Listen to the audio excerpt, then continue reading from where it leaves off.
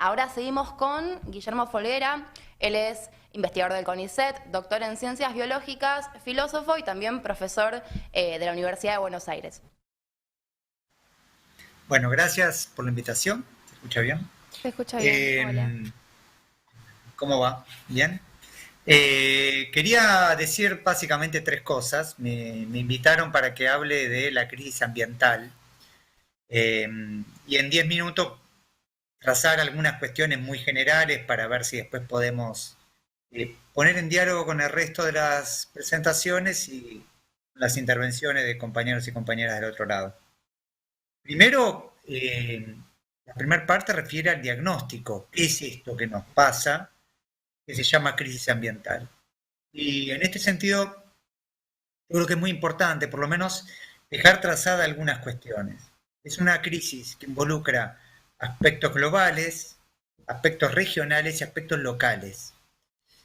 ¿Por qué trazo las tres cuestiones? Porque es muy importante evitar las simplificaciones y las reducciones que nos ofrecen. Sin lugar a duda, la crisis ambiental tiene un carácter global, afecta a la Tierra como un todo. Venimos de un septiembre, que habrán leído por ahí, que fue el mes que se registró de mayor temperatura en la historia de los registros de la Tierra. Digo, estamos teniendo claramente un incremento térmico muy serio, con un pronóstico muy grave. eh, Digo, de todos los pronósticos que venían dando los diferentes modelos trazados, estamos siguiendo el peor. Y aun cuando se frenara y se hiciera lo que se está proponiendo, cosa que evidentemente es muy difícil que se haga, eso va a implicar incrementos térmicos muy grandes y los incrementos térmicos implican consecuencias de lo más variado. ¿A qué me refiero con esto? Que globalmente estamos en el horno, literalmente estamos en el horno. Y la pregunta no es si vamos a seguir empeorando, sino es cuánto vamos a seguir cayendo. Podemos seguir haciendo como que no pasará nada, podemos seguir discutiendo en lugar de las superpotencias, podemos seguir discutiendo qué significa crecer de este modo, podemos seguir pensando que esta forma de producción es infinita o qué significa una forma de producción infinita en un mundo finito, pero la verdad es que todos reconocen que globalmente estamos en el horno. En ese esquema global, América Latina es un desastre comparable a otros desastres del mundo. eh, con desastres históricos. Por ejemplo, un desastre histórico fue la quema del Amazonas hace un año que dejó consecuencias muy diversas. Una de las consecuencias diversas, cuando uno rastrea, tiene que ver con, por ejemplo, el efecto que produjo en nuestro país la quema del Amazonas. Si ustedes se van y se fijan en los indicadores del año pasado, hace un poquito más de un año fue, ya había una mención que iba a afectar en términos de un incremento de la sequía en nuestro país. Dicho y hecho pasó, Argentina arrastra eh, fuertes consecuencias y por eso es interesante y fundamental comprender que los problemas ambientales no son problemas que terminan en la frontera. Los problemas ambientales involucran una dinámica entre los diferentes países. Y es un tema muy, muy significativo, tanto en las consecuencias meramente ambientales como en aquellas sanitarias. El proyecto de las megafactorías de cerdo, yo creo que tendrían que estar fuertemente preocupados Bolivia, Paraguay, Chile, Uruguay y Brasil. Es realmente preocupante, del mismo modo que el tema de las pasteras involucraba a todas las cuencas de los ríos. Junto con el problema regional está el problema local. Argentina, dentro de este desastre que es América del Sur y este desastre que es el mundo, somos un país muy ubicado en lo terriblemente afectado de nuestro globo. Argentina en los últimos 30 años está entre los 10 países que más depredó la parte forestal. Deforestamos en los últimos 30 años lo comparable a la superficie de Entre Ríos. Tenemos todos los cuerpos de agua contaminados. Eh, Tenemos un registro local que lo único que hace es intensificar los problemas que ya teníamos. ¿Podríamos haber escapado de los problemas globales? Muy probablemente no, pero en este ranking de problemas globales tenemos problemas intensificados. Algunos voy a ir más adelante. Entonces tenemos esto que lo único que hice fue trazar escalas globales, escalas regionales, escalas locales, o sea, escalas espaciales. Junto con esto, es muy importante entender también el tema de la temporalidad. Estamos viviendo ya las consecuencias, lo estamos viendo, tenemos gran parte del territorio incendiado. Ahora en noviembre vamos a tener una parte del territorio inundado. Estamos viendo las consecuencias también regionales, globales y locales en el marco de una pandemia que tiene origen zoonótico. ¿Sí? O sea, tenemos un escenario general y en términos de temporalidad, lo único que parece surgir a corto, mediano y largo plazo, como decía, es que la situación empeore. Todo esto, ¿por qué lo planteo? Porque el problema ambiental tiene que ser abordado de manera compleja y ser comprendido de manera compleja. Y cada vez que por lo menos a mí se me ofrece un único registro como indicador unívoco del problema ambiental, en general me tiendo a desmarcar. Por ejemplo, pensar que la media térmica, que es, por cierto es una media muy útil, qué temperatura hay, cada décimo de grado es un desastre, pensar que la media térmica me explica todo. La verdad es que explica un montón de cosas, pero hay otro montón de cosas que tenemos que familiarizarnos y que además tenemos que evitar que el problema ambiental sea un problema de especialistas, únicamente. El únicamente es clave. Evidentemente los especialistas son claves, ¿sí? Pero tenemos que entender que es un problema eminentemente complejo. Y cuando digo un problema complejo, digo que voy a hablar de lo ambiental, pero también de lo socioambiental. Siempre estamos hablando de la calidad de vida de las comunidades, siempre estamos hablando de que hay sectores que están siendo más directamente perjudicados que otros. Siempre estamos diciendo que estamos hablando cuánto peor van a vivir las siguientes generaciones que nosotros y nosotras. Así es clave comprender e introducir diferentes dimensiones. Y además, en este sentido, frente a la pregunta de lo socioambiental, la pregunta es eminentemente política. Y la pregunta política por excelencia es cómo queremos vivir, cómo estamos viviendo y cómo queremos vivir. Entonces, tenemos un problema ambiental con múltiples aspectos espaciales, con múltiples aspectos temporales, que tiene un diálogo directamente vinculado con lo social y que atraviesa en este sentido la dimensión política. ¿Cómo queremos vivir? ¿Qué relación vamos a tener con la naturaleza? Tenemos hasta ahora dos de los puntos que prometí. El tercero de los puntos es conectar, por eso me gustó mucho cuando hicieron la convocatoria, y poder compartir la mesa con otras problemáticas actuales, urgentes. ¿Por qué? Porque las problemáticas están todas vinculadas. Y yo creo que ese es un gran desafío de este momento, de los próximos años, que conectemos, que discutamos estructuralmente. ¿Hay alguna duda? Digo, si uno analiza, por ejemplo, el domingo estuvimos en Guernica con compañeros y compañeras queridas allá. ¿Hay alguna duda que el problema de la vivienda en Argentina está directamente vinculado con las formas de producción? Argentina montó para que sea posible este deterioro ambiental, mostró un sistema fuertemente acelerado en los últimos 25 años de explotación de la naturaleza hasta sus últimas consecuencias.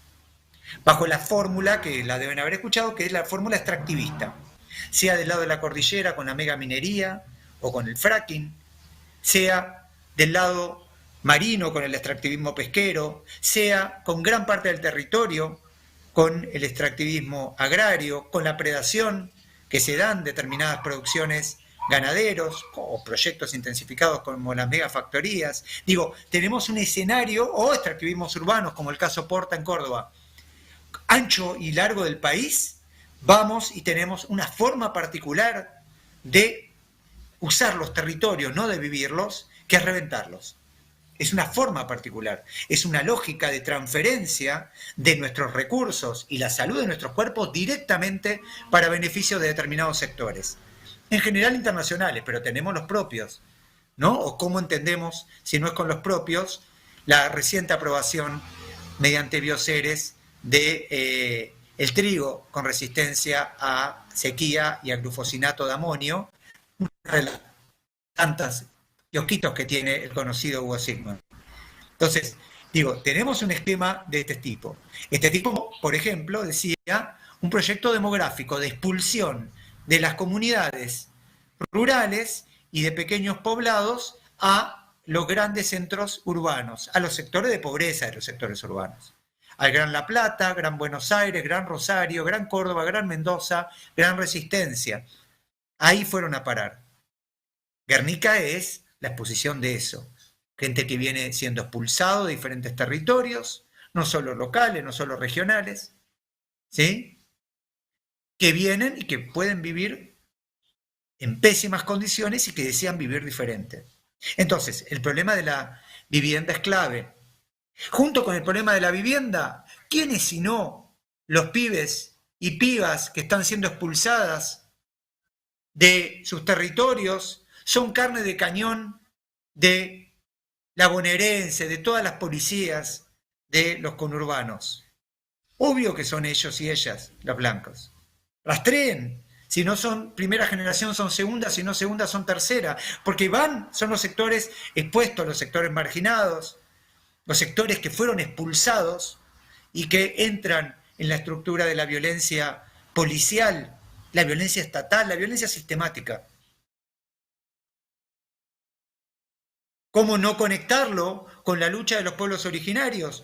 ¿Cómo no conectar, por ejemplo, con lo que significó, por ejemplo, la lucha del pueblo mapuche y el intento por seguir expandiendo diferentes intentos extractivistas en el sur, en la cordillera? ¿Cómo no comprender la expulsión de Como y Huichí? Por otro tanto, la entrada, lo que significó la destrucción del Gran Chaco, ¿sí? Del impenetrable. Entonces, la lucha de los pueblos originarios está íntimamente vinculada con todo esto que estamos hablando, con los problemas ambientales, con los problemas socioambientales.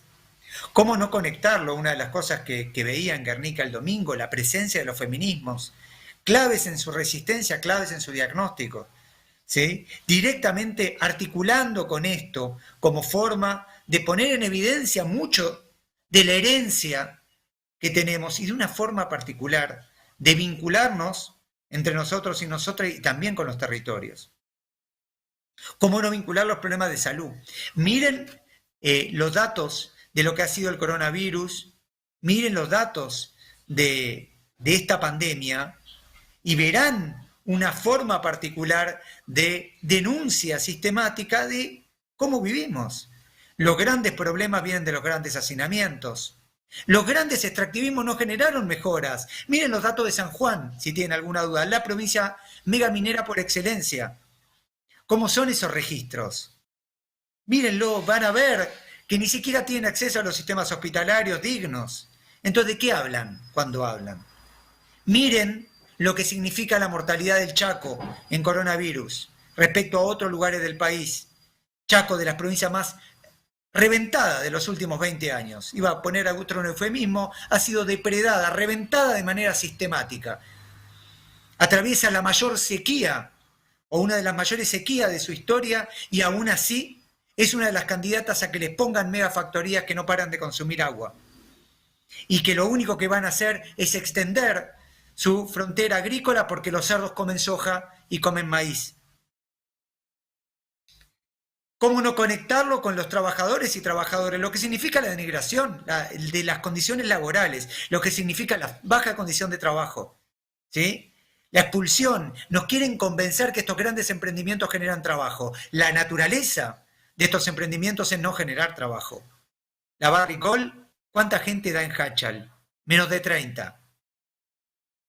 El proyecto de las megafactorías están hechos para dar poco trabajo. ¿Contra qué convencen? Contra nada. Así hacen las cuentas, contra el vacío. Pero hacen algo que ya conocemos, que frente a las crisis sociales y ambientales hacen negocios.